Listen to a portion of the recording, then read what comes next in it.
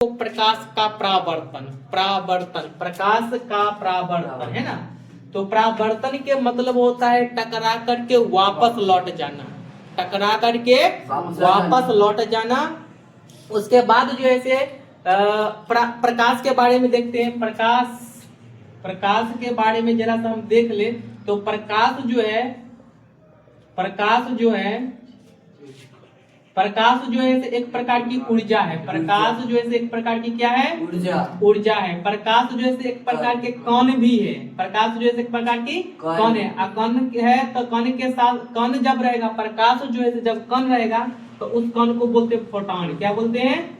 Photon बोलते हैं। प्रकाश तरंग भी है। प्रकाश एक प्रकार के क्या है? तरंग है। तो तरंग रहता है तो इसको बोलते हैं विद्युत चुंबकीय तरंग। विद्युत चुंबकीय तरंग और अनुप्रस्थ तरंग भी बोलते हैं, और अनुप्रस्थ तरंग भी बोलते हैं, अनुप्रस्थ तरंग भी बोलते हैं। प्रकाश की जो चाल जो है ना भिन्न भिन्न माध्यम में अलग अलग होता है। तो प्रकाश की जो चाल जो होता है वो माध्यम पर निर्भर करता है। प्रकाश की चाल जो है वो माध्यम पर निर्भर करता है। माध्यम मेरा हो गया पहला नंबर में हो जाएगा निर्वात। निर्वात हो गया। उसके बाद हो जाएगा वायुमंडल हो जाएगा, वायुमंडल हो जाएगा। उसके बाद जो है से जल हो जाएगा। उसके बाद जो हो जाएगा से कांच हो जाएगा। उसके बाद क्या हो जाएगा? कांच हो जाएगा। तो निर्वात में प्रकाश की जो निर्वात में जो है प्रकाश की जो चाल जो होता है 3 × 10⁸ मीटर प्रति सेकेंड होता है। वायुमंडल में प्रकाश की चाल होता है कितना? 2.75 × 10⁸ मीटर प्रति सेकेंड होता है। जल में प्रकाश की जो चाल जो होगा, जल में प्रकाश की चाल जो चाल होगा वो हो जाएगा 2.5 × 10⁸ मीटर प्रति सेकेंड। और कांच में जो है प्रकाश की जो चाल जो हो गया तो 2.00 बोलो 10⁸ मीटर प्रति सेकेंड है ना। यहाँ दिखाई दे रहा था? इसमें दिखाई दे रहा है ना। चलो आगे देखते हैं। ये हो गया। अब यहां से हम एक निष्कर्ष निकालते हैं कि प्रकाश की जो चाल जो है वो अलग अलग माध्यम में अलग अलग चलता है। निर्वात हो गया, यानी कि सबसे अधिक जो है प्रकाश जो चलेगा तो निर्वात में चलेगा। किसमें चलेगा? निर्वात में। निर्वात के बाद ये वायुमंडल। तो वायुमंडल किसे कहते हैं? तो वायुमंडल जो है वो विभिन्न प्रकार के गैसों का मिश्रण होता है। वायुमंडल क्या है? तो वायुमंडल जो है विभिन्न प्रकार के गैसों का मिश्रण होता है। तो यहाँ जो है वायुमंडल यानी कि कहने का मतलब हो गया गैस हो गया। उसके बाद जो है प्रकाश जो है चलेगा जल में चलेगा। और बाद जो है सबसे कम जो है किसमें चलेगा? कांच ही। कांच जो होता है, शीशा जो होता है वो ठोस होता है। शीशा जो है क्या? ठोस होता है। तो हाँ ठोस होता है। तो सबसे कम जो है किसमें चलेगा? तो ठोस में चलेगा। किसमें चलेगा? ठोस में। ये बात समझ में आ गया होगा। अब देखो, सूर्य से पृथ्वी तक आने में प्रकाश जो है उसको 8 मिनट 19 सेकेंड लगता है। प्रकाश को सूर्य से पृथ्वी तक आने में 8 मिनट 19 सेकेंड लगता है। और उसी प्रकाश को सूर्य से चंद्रमा की ओर जाने में जो है से लगभग जो है से 8 मिनट 20 सेकेंड लग जाता है। 8 मिनट 20 सेकेंड लग जाता है। इतना तक क्लियर हो गया? इतना तक ये हम समझे प्रकाश के बारे में। ये सब समझे किसके बारे में? प्रकाश के बारे में। अब समझेंगे प्रकाश स्रोत। तो सोर्स ऑफ लाइट, प्रकाश स्रोत यानी सोर्स ऑफ लाइट, तो यानी कि जिससे हमको प्रकाश मिलती है उसको कहेंगे प्रकाश स्रोत। जिससे हमको प्रकाश मिलती है उसको हम बोलेंगे प्रकाश स्रोत। जैसे होता है सूर्य होता है, तारा होता है, जुगनू होता है, जेली फिश होता है, और कुछ जो है मशरूम होता है। कुछ मशरूम से भी प्रकाश उत्पन्न होती है। जेली फिश जो होती है, मछली जो होती है, उससे भी प्रकाश उत्पन्न होती है। जुगनू जो रात में जो कीड़ा जो है, कीड़ा उसको जुगनू बोलते हैं, वो कीड़ा से भी प्रकाश क्या होता है? मिलती है। ठीक है, वो भी प्रकाश उत्सर्जित करती है। प्रकाश स्रोत जो होता है 2 प्रकार के होते हैं। प्रकाश स्रोत मुख्यतः 2 प्रकार के। एक जो होगा वो प्राकृतिक प्रकाश स्रोत हो जाएगा, और दूसरा जो होगा वो मानव निर्मित प्रकाश स्रोत है। तो प्राकृतिक प्रकाश स्रोत किसको कहेंगे? तो जिसका निर्माण जो है स्वयं प्रकृति ने किया है, यानी कि वह प्रकाश स्रोत जिसका निर्माण जो है स्वयं प्रकृति ने किया है उसे प्राकृतिक प्रकाश स्रोत कहते हैं। जैसे में हो जाएगा हमारा ये सूर्य हो जाएगा, तारा हो जाएगा, सूर्य हो जाएगा, तारा होगा, सूर्य तारा, उसके बाद हो जाएगा आकाशीय बिजली हो जाएगा, जुगनू हो जाएगा, जेली फिश हो जाएगा, उसके बाद जो है से ये क्या कहते हैं कुछ मशरूम है, उसमें भी प्रकाश उत्सर्जित होता है, ठीक है ना। उसके बाद देखते हैं मानव निर्मित प्रकाश स्रोत। तो मानव निर्मित प्रकाश स्रोत किसे कहते हैं? तो वह प्रकाश स्रोत जिसका निर्मित मानव ने किया है, यानी कि जिस प्रकाश स्रोत का निर्मित जो है से मानव ने किया है, यानी कि जिस प्रकाश स्रोत का निर्माण जो है से मानव के द्वारा हुआ, उसे मानव निर्मित प्रकाश स्रोत कहते हैं। जैसे में हम देखते हैं ट्यूबलाइट देखते हैं, ट्यूबलाइट देखते हैं, मोमबत्ती देखते हैं, लालटेन देखते हैं, ये सबको जैसे मानव, टॉर्च देखते हैं, हेडलाइट होता है, टॉर्च होता है, ट्यूबलाइट होता है, ये सब जो है कि मानव ने बनाया है, तो उसको बोलेंगे मानव निर्मित प्रकाश स्रोत। क्या बोलेंगे? मानव निर्मित प्रकाश स्रोत कहेंगे। इतना तक क्लियर हो गया। अब समझते हैं प्रकाशीय परिघटनाएं। तो प्रकाशीय परिघटना क्या होता है? तो प्रकाश से संबंधित घटने वाले विभिन्न प्रकार के घटनाओं को प्रकाशीय परिघटना कहते हैं। प्रकाश से संबंधित घटने वाले विभिन्न प्रकार के घटनाओं को प्रकाशीय परिघटनाएं कहते हैं। जैसे में प्रकाश का परावर्तन, प्रकाश का अपवर्तन, प्रकाश का विवर्तन, प्रकाश का विचलन, प्रकाश का प्रकीर्णन।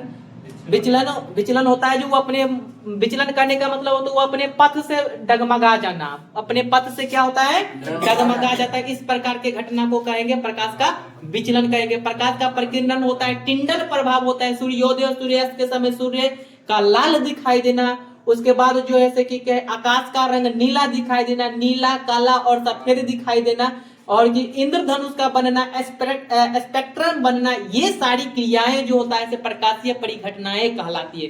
यानी कि प्रकाश से संबंधित जितने भी घटनाएं घटती है उसे को क्या कहेंगे? प्रकाशीय परिघटना कहेंगे। तो इसका डिफिनीशन क्या हो जाएगा?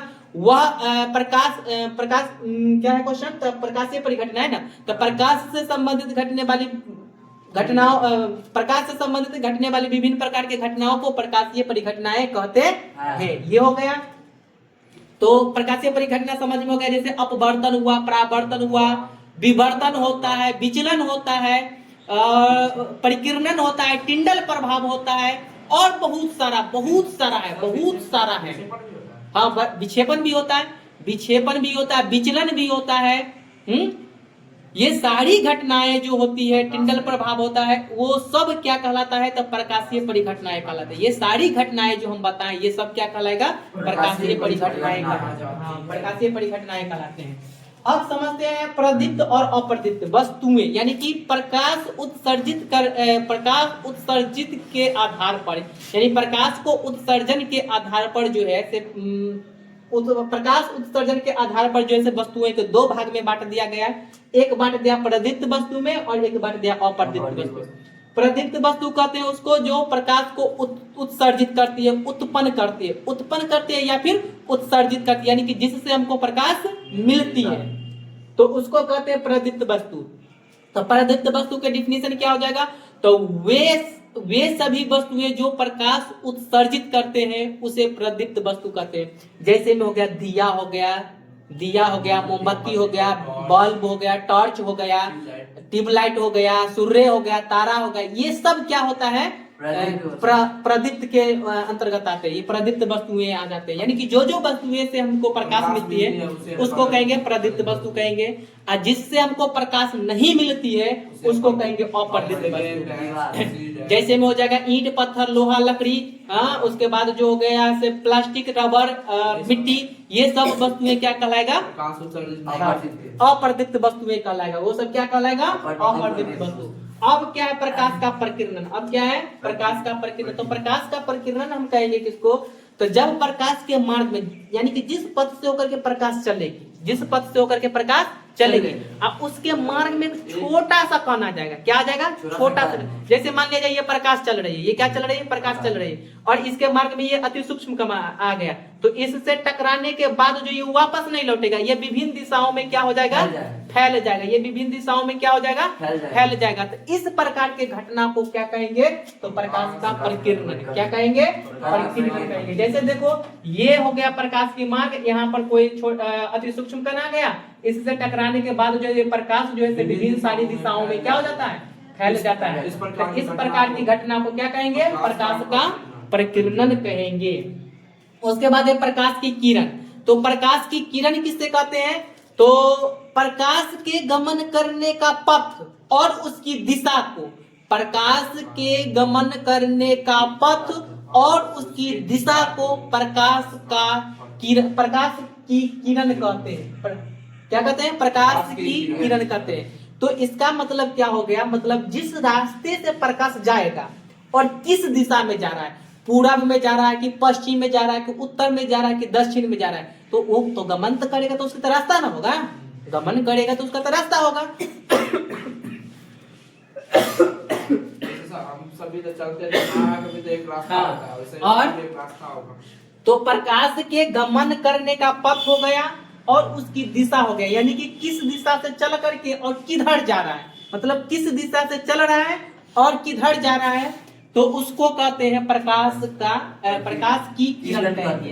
क्या कहेंगे, प्रकाश की किरण कहते हैं। तो हम इसका डिफिनीशन अगर लिख दे, अगर हम इसका डिफिनीशन लिख दे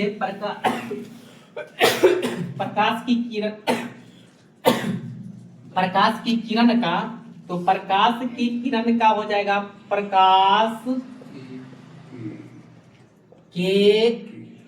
प्रकाश के गमन करने का पथ, प्रकाश के गमन करने का पथ, प्रकाश के गमन करने का पथ, प्रकाश के दूर,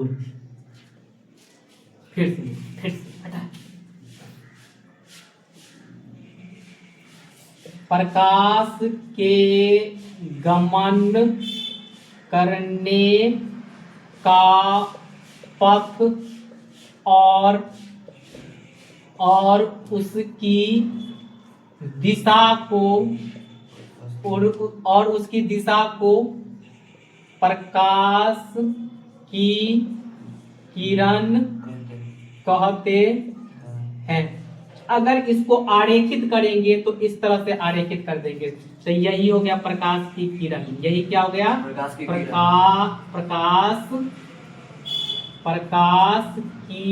किरण, प्रकाश की किरण। ये जो चल रही है, ये जो चल रही है, यही कहला गया प्रकाश की किरण। तो प्रकाश की किरण को ऐसे दर्शाते हैं।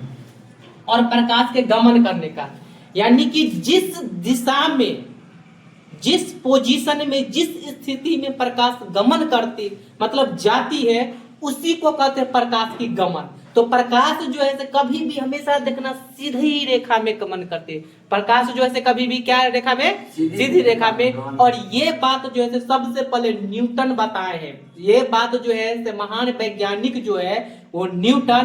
तो ये बात जो है प्रकाश जो है हमेशा सीधी रेखा में, प्रकाश जो है जैसे मान लीजिए सूर्य हो गया, ये क्या हो गया, सूर्य हो गया, ये हो गया सूर्य, ठीक है, ये हो गया सूर्य, ये हो गया सूर्य। तो सूर्य से जो निकलने वाली प्रकाश होगा वो हमेशा सीधी रेखा में जाएगा। सूर्य से निकलने वाली प्रकाश जो है वो हमेशा किस रेखा में जाएगा, सीधी रेखा में। इस बात को सबसे पहले जो है न्यूटन बताए, न्यूटन बताए, सबसे पहले कौन बताए, न्यूटन। ये बात जो है न्यूटन बताए। लेकिन एक और वैज्ञानिक आए, इसके बाद जो है एक और वैज्ञानिक आए जिसका नाम है हाइगेंस। क्या नाम है, हाइगेंस। तो हाइगेंस ने बताए हैं क्या, हाइगेंस जो है बताए हैं क्या, जो प्रकाश जो है, प्रकाश जो है टेढ़ी मेढ़ी रेखा में भी गमन करती है, प्रकाश जो है टेढ़ी मेढ़ी रेखा में भी गमन करते हैं। इसको कहते हैं हाइगेंस का नियम। क्या कहते हैं, हाइगेंस का नियम। तो हाइगेंस ने क्या बताए हैं, जो प्रकाश जो है टेढ़ी मेढ़ी रेखा में भी गमन करती है। कोई दिक्कत, चलो बस इतना ही रहने दो। हो गया, ये समझ में आ गया। हाँ,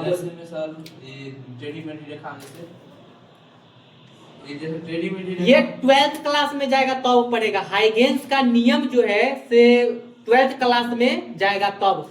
होता है क्या, जो वायुमंडलीय अपवर्तन में, वायुमंडल में जो है विभिन्न प्रकार के सूक्ष्म कण होते हैं, ठीक है ना। वायुमंडल में जो होता है ऐसे विभिन्न प्रकार के सूक्ष्म कण होता है, उस सूक्ष्म कण से होकर के टकरा करके प्रकाश जो है टेढ़ी मेढ़ी रेखाएं में चलती है। इस बात को जो है सबसे पहले जो है हाइगेंस बताए, और हाइगेंस का बहुत सारा सिद्धांत भी है। ये आगे की लेवल में हो गया, 12th क्लास में जाओगे, 11th क्लास में जाओगे ना, तब वहां पर जो है इसके बारे में जो खूब अच्छा से पढ़ोगे, खूब अच्छा से पढ़ोगे। हाँ, तोरा के मैथ में पूछू के हो।